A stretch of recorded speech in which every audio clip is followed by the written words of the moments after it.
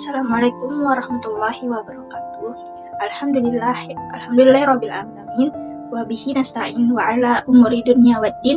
Wassalatu wassalamu ala asrafil anbiya'i wal mursalin wa ala alihi wa sahbihi ajma'in.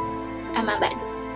Halo semuanya, perkenalkan nama aku Nadia Oktaviani, mahasiswi dari semester 4. Pada kesempatan kali ini, aku akan menyampaikan kultum dengan tema memuliakan Al-Quran. Namun, sebelumnya, marilah kita panjatkan puji syukur kehadirat Allah Subhanahu wa Ta'ala yang telah memberikan kita karunia, serta tak lupa pula kita panjatkan salawat serta salam ke Nabi besar kita, yaitu Nabi Muhammad SAW, yang telah membawa kita dari zaman kegelapan ke zaman yang terang menderang seperti yang kita rasakan pada saat ini.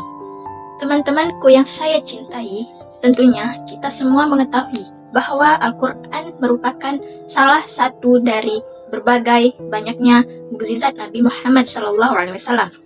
Dan Al-Quran merupakan mukjizat terbesar dari Nabi Muhammad SAW yang mengandung banyak sekali hikmah serta petunjuk dan juga pengajaran mencakup segala aspek kehidupan.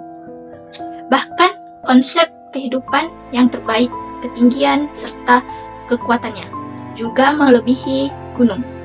Seperti yang tertera dalam surat ke-59 ayat 21 yang memiliki arti sekiranya kami turunkan Al-Quran kepada sebuah gunung, pasti kamu akan melihatnya tunduk terpecah belah disebabkan takut kepada Allah Subhanahu wa Ta'ala.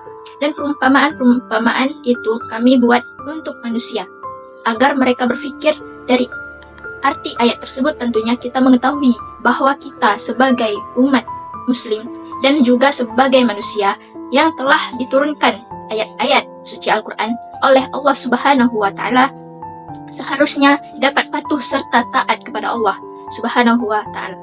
Tak hanya itu, kita juga harus menjadikan Al-Quran sebagai pedoman hidup kita dan juga petunjuk bagi kehidupan keseharian kita. Namun dari masa ke masa, masih banyak sekali orang-orang yang menghina serta merendahkan Islam.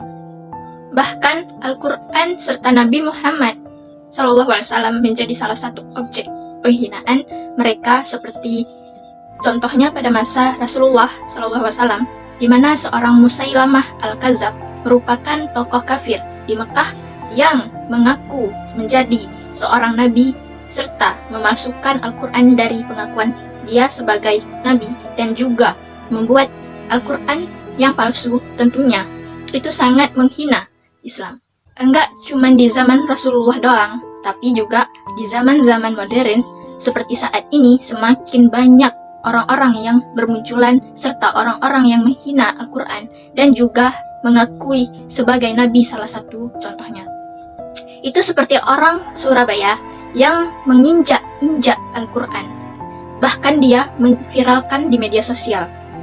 Tak hanya kasus tersebut, masih banyak orang-orang yang menghina agama Islam dan juga mempostingnya di media sosial dengan berbagai macam alasan, contohnya seperti alasan ingin menjadi viral dengan berbagai macam alasan. Bahkan ada juga yang memang sangat membenci Al-Quran dan Islam, sehingga ia melakukan tindakan-tindakan tidak senonoh seperti tersebut.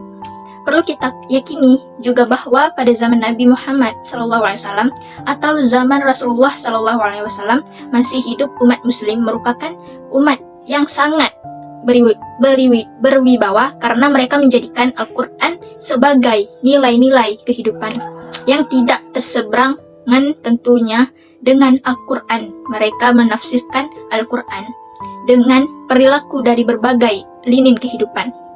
Mereka baik di bidang sosial, ekonomi, bahkan politik. Lalu bagaimana dengan kita? Tentunya dalam kehidupan sehari-hari kita masih banyak hal-hal yang bertentang dengan Al-Quran ataupun dengan syariat Islam. Namun kita sebagai umat Islam yang baik tentunya harus bisa menjadikan Al-Quran sebagai pedoman hidup kita. Pedoman hidup kita sehari-hari. Tak hanya itu, ada sebuah hadis yang menjelaskan bahwa sesungguhnya Allah akan mengangkat derajat ke beberapa kaum dengan kitab ini, yaitu Al-Quran, dan dia akan menghinakan beberapa kaum lainnya.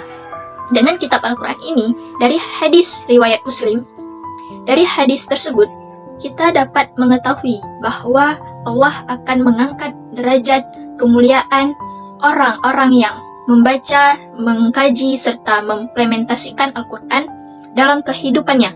Dan Allah pun akan menghina mereka yang merendahkan serta mencampakkan Al-Quran dalam kehidupannya. Mungkin hanya itu yang dapat saya sampaikan. Kurang lebihnya mohon maaf. Wassalamualaikum warahmatullahi wabarakatuh. See you guys.